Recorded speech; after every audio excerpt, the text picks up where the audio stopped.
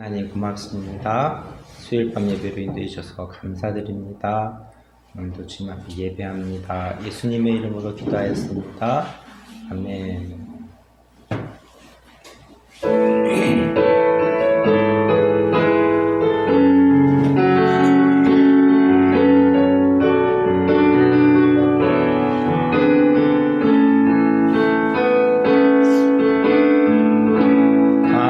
감사하신 하나님, 에베네셀 하나님, 살아계신 하나님, 에베네셀 하나님, 여기까지 인도하여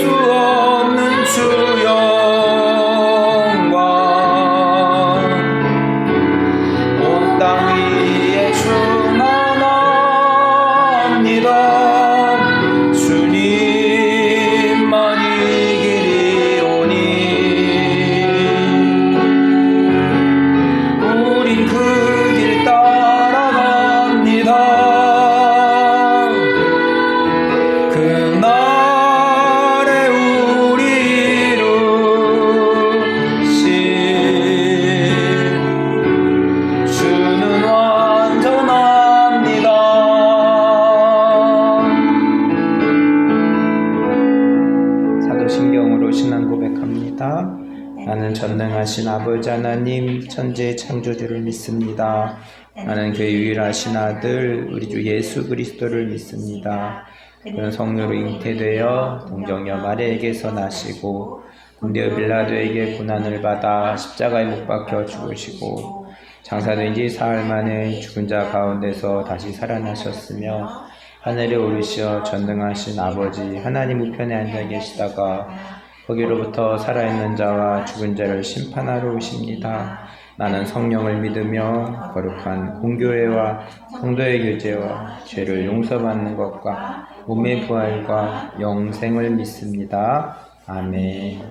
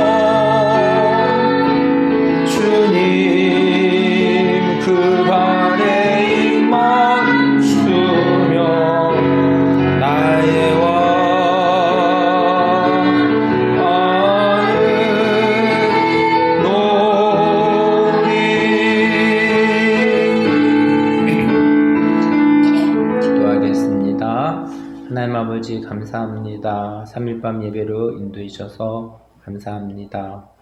하나님 계속해서 이스라엘 백성들이 출애굽을 하고 가나안 땅을 정복해 가면서 여호수아가 죽은 이후에 또 다음 지도자를 세워야 될 터인데 하나님 아직도 블레셋 땅이 많이 정복해야 될 곳이 많이 있습니다.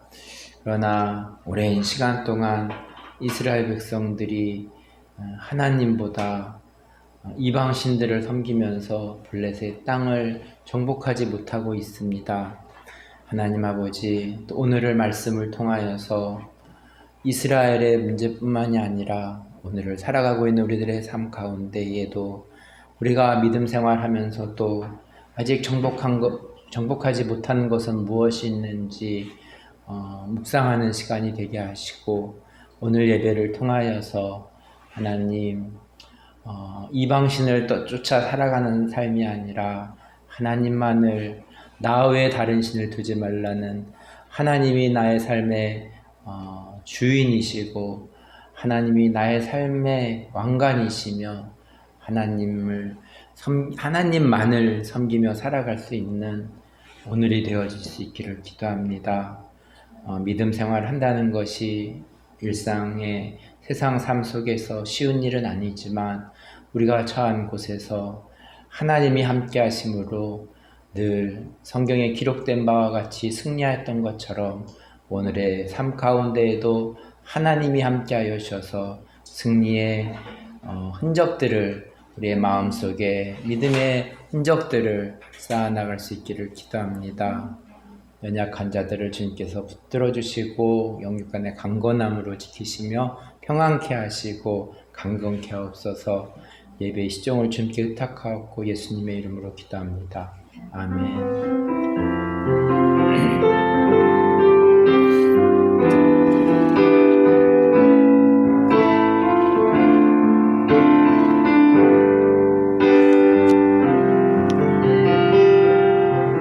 하나님의 말씀 사무엘상 7장 12절 말씀입니다. 에베네셀의 의미라는 제목으로 말씀을 전하겠습니다.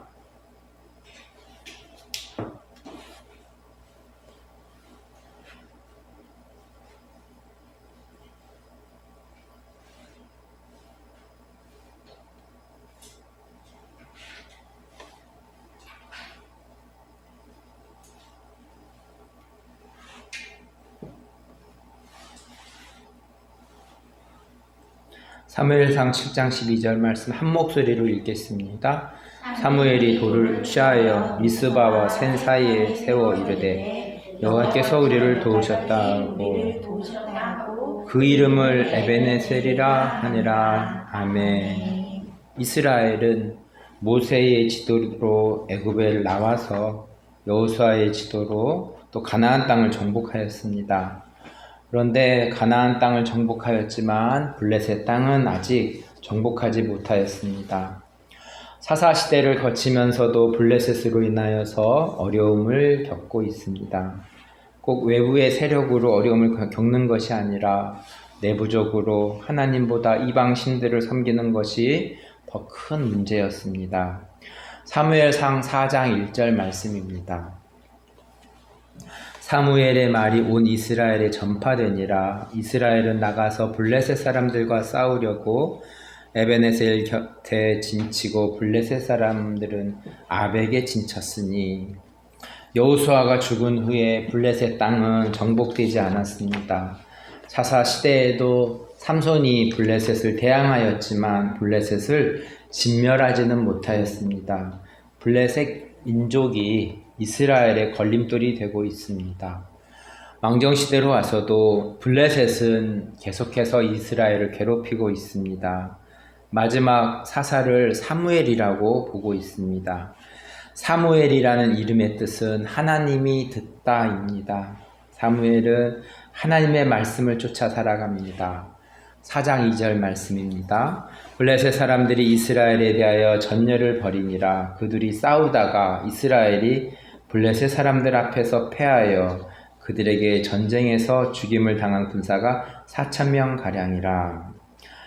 여호수아가 가나안 땅을 정복할 때 가나안에 살고 있는 이방 민족들이 이스라엘을 두려워하였는데 지금은 블레셋에게 당하고 있습니다. 3절 말씀입니다. 백성이 진영으로 돌아오매 이스라엘 장로들이 이르되 여호와께서 어찌하여 우리에게 오늘 블레셋 사람들 앞에 패하게 하셨는고 여호와의 언약궤를 실로에서 우리에게로 가져다가 우리 중에 있게 하여 그것으로 우리를 우리 원수들의 손에서 구원하게 하자 하니. 이전에 여호수아가 요단강을 건너고 가나안 땅을 정복할 때 언약궤를 앞세우고 나아갔던 때를 기억하고 있을 것입니다. 그래서 여호와의 언약궤를 앞세워서 다시 싸움에 임하려고 합니다. 7절 말씀. 블레셋 사람이 두려워하여 이르되 신이 진영에서 이르렀도다 하고 또 이르되 우리에게 화로다. 전날에는 이런 일이 없었도다. 여호와의 언약궤가 이스라엘 진영에 옴과 동시에 블레셋 사람들이 두려워하기 시작합니다. 오늘을 살아가고 있는 우리들의 싸움도 하나님의 말씀을 앞세우고 나아가야 됨을 적용하게 됩니다. 그런데 결과는 다시 블레셋에게 패하게 되었습니다. 10절 말씀입니다. 블레셋 사람들이 쳤더니 이스라엘이 패하여 각기 장막으로 도망하였고 살육이 심히 커서 이스라엘 보병에 엎드려진 자가 3만 명이었으며 더 많은 이스라엘 군사들이 죽게 되었습니다. 그리고 하나님의 궤까지 빼앗기게 되었습니다. 18절 하나님의 궤를 말할 때에 엘리가 자기 의자에서 뒤로 넘어져 문 곁에서 목이 부러져 죽었으니 나이가 많고 비대한 까닭이라. 그가 이스라엘의 사사가 된 지 40년이었더라. 18절의 말씀을 통하여서 이스라엘의 영적 상태를 확인할 수 있습니다. 이스라엘은 하나님의 언약궤만 있으면 블레셋과의 싸움에서 승리한다는 외적인 모습만 취하였습니다. 그러나 하나님의 언약궤를 앞세운다는 것은 하나님의 말씀을 우선으로 살아간다는 고백인 것입니다. 하나님의 언약궤를 갖추었다고 싸움에 이기지 않습니다. 하나님의 언약궤를 앞세우며 하나님만을 섬기며 살겠다는 다짐으로 싸움에 임해야 이길 수 있겠습니다. 사무엘상 6장 1절 말씀입니다. 여호와의 궤가 블레셋 사람들의 지방에 있은 지 7달이라. 블레셋 사람들은 여호와의 궤를 어떻게 해야 될지 몰라 사람들의 의견을 듣습니다. 사무엘상 7장 1절 말씀입니다. 기랏 여아림 사람들이 와서 여호와의 궤를 옮겨 산에 사는 아비나답의 집에 들여놓고 그의 아들 엘리야사를 거룩하여 여호와의 궤를 지키게 하였더니 2절 말씀 궤가 기랏 여아림에 들어간 날부터 20년 동안 오래 있은지라 이스라엘 온 족속이 여호와를 사모하니라. 기랏 여아림은 예루살렘에서 서쪽으로 10km 떨어진 지역입니다. 블레셋 땅에서는 몇 달 있었지만 기랏 여아림에서는 20년 동안 오래 있으면서 이스라엘이 여호와를 사모하였다고 2절은 기록하고 있습니다. 하나님의 궤만 형식적으로 가져와서는 싸움에서 이길 수 없습니다. 20년 동안 기랏 여아림에 있으면서 이스라엘은 하나님만을 섬기기 시작한 것입니다. 3절 말씀 사무엘이 이스라엘 온 족속에게 말하여 이르되 너희가 전심으로 여호와께 돌아오려거든 이방 신들과 아스타롯을 너희 중에서 제하고 너희 마음을 여호와께로 향하여 그만을 섬기라. 그리하면 너희를 블레셋 사람의 손에서 건져내시리라. 이전에 엘리 사사와는 다른 것 같습니다. 성경은 사무엘이 하나님의 말씀을 잘 따르는 사람으로 전하고 있습니다.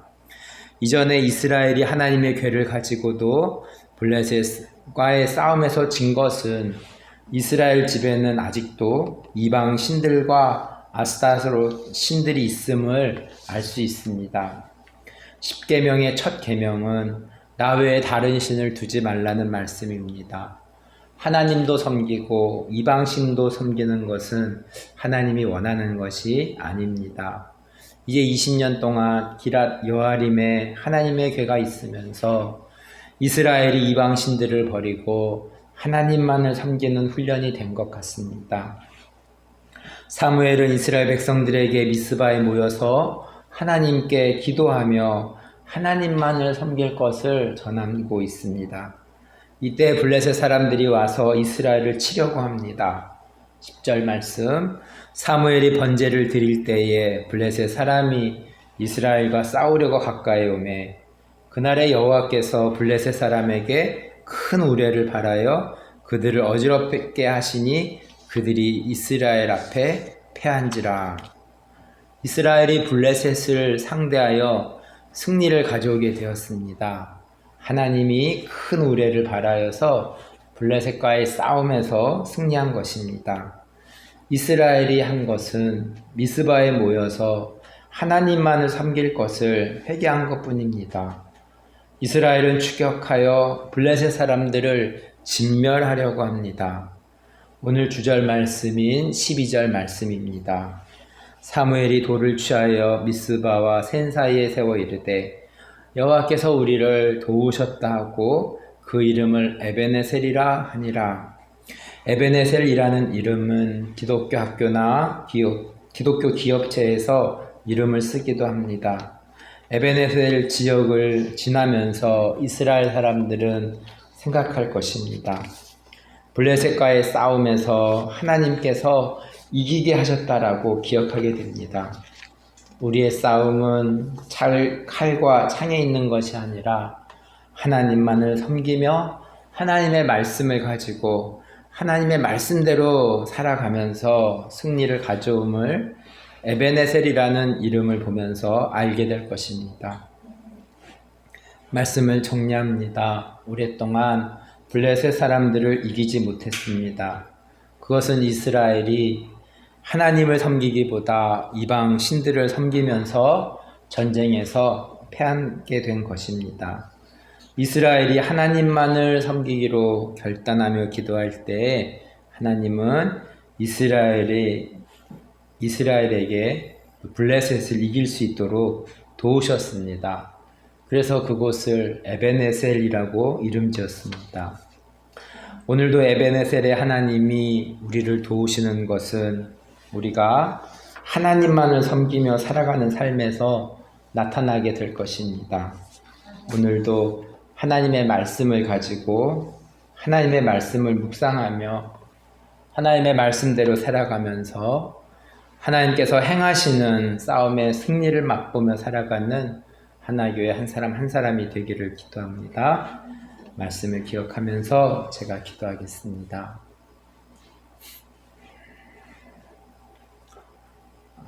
오랫동안 성경을 통하여서 이방 신들을 따르는 우리네 삶에서 돌이켜 하나님만을 섬기고자 아브라함을 부르셨고 가나안 땅으로 인도하셨으며 또한 이 가족이 또 애굽 땅에 갔지만 또 다시 모세를 통하여서 출애굽 시켰고 또 여호수아를 통하여서 가나안 땅들을 정복해 가면서 이제 블레셋 땅을 정복해야 될 시점에 왔습니다.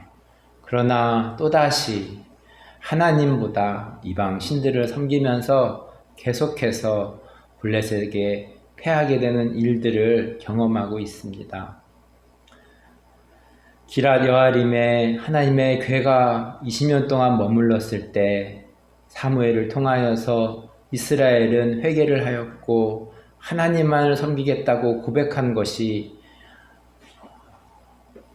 결과적으로 블레셋을 이기는 승리를 맛보게 되었습니다. 그래서 그것을 에베네셀이라는 이름으로 지금까지 전하여지고 있습니다.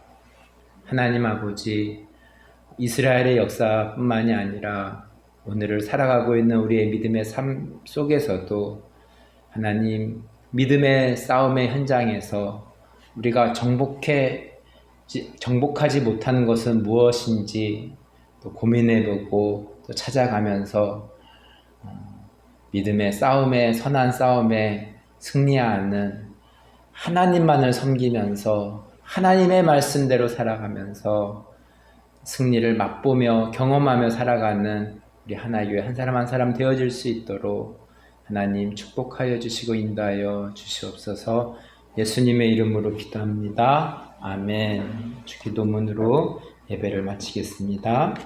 하늘에 계신 우리 아버지, 아버지의 이름을 거룩하게 하시며 아버지의 나라가 오게 하시며 아버지의 뜻이 하늘에서와 같이 땅에서도 이루어지게 하소서. 오늘 우리에게 일용할 양식을 주시고 우리가 우리에게 잘못한 사람을 용서해 준 것 같이 우리 죄를 용서하여 주시고 우리를 시험에 빠지지 않게 하시고 악에서 구하소서. 나라와 권능과 영광이 영원히 아버지의 것입니다. 아멘.